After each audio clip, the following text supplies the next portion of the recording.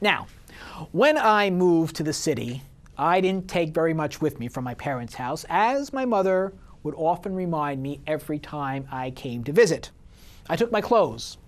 I took a desk, my record collection, my 3-speed Sears bicycle, and, oh yes, my 1979 Cutlass Supreme, also known as Kid. Now, why Kid? Well, first, the Knight Rider car, Kit.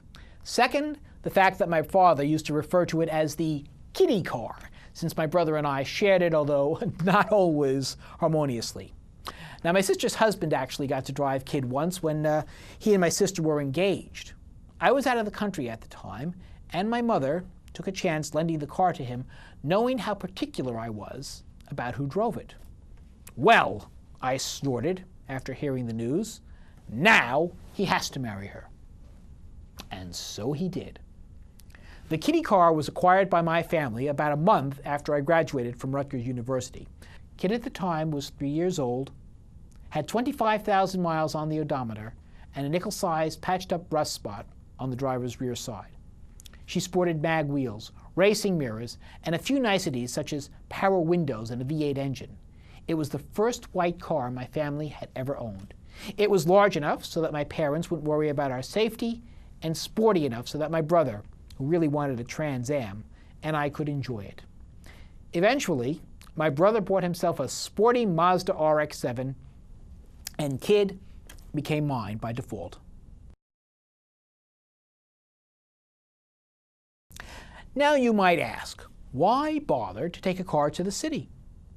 After all, I certainly didn't need it to go to work. I'm always hearing about a certain actor in California who brags about driving around in an electric car. Big deal. I've been taking an electric car to work for years. It's called a subway. So why did I bring the car to the city with me? Well, first and foremost, I managed through my real estate job to get an excellent deal on a parking spot. Okay, it was 90 blocks away from my apartment, but a Manhattan parking spot is a Manhattan parking spot, and it was indoors. Still, it was very confusing to my non-city dwelling friends. Why don't you jump in your car and join us, a friend would ask. I'd have to explain that it's not that easy. Well, you still have the car, don't you? Yes, but we don't live together. Of course, even with a parking spot, there are always problems keeping a car in the city. Older cars require care, and Kid, 11 years old when I moved to New York, was no exception. Also, it's hard to repair a car yourself when you don't have a driveway handy. Now, when I lived at home, for example, whenever one of Kid's taillights burned out, I would always replace it. In the city, lacking a working space, I decided to have my mechanic do it. I needed to have the car inspected anyway. I dropped Kid off, went to work, and received a call around noon. Hey, your car needs new brakes and a steering adjustment, my mechanic informed me. Oh, and by the way, you failed inspection. Oh, was it the brakes? I asked. Oh, no. One of your taillights was out. Would that be the one I asked you to fix? Yeah, that's the one. And this was the man I was entrusting my brakes to. Still, whatever troubles I had to endure keeping the car in the city, it was worth it. For although the city is a world unto itself, there is a world outside the city that the A train just can't take you to.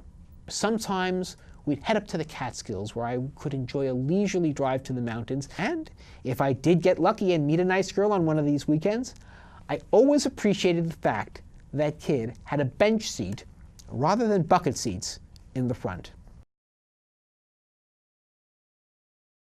Eventually, it was time for me to take the relationship to the next level. That's right, I introduced her to Kid. Now, I did not expect any problems, and I was half right. Kid had no problem with Margie, but Margie was a little jealous of Kid. In fact, at one frustrating point in our relationship, she screamed out, "You care more about that car than you care about me." Now, I immediately assured her that I cared just as much about her as I did the Cutlass. You know? She wouldn't talk to me for a week afterwards. I still can't understand why.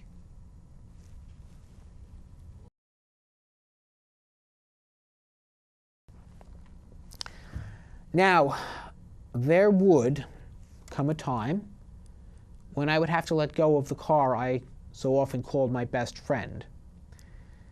And it's times like that that I really hate living in the city.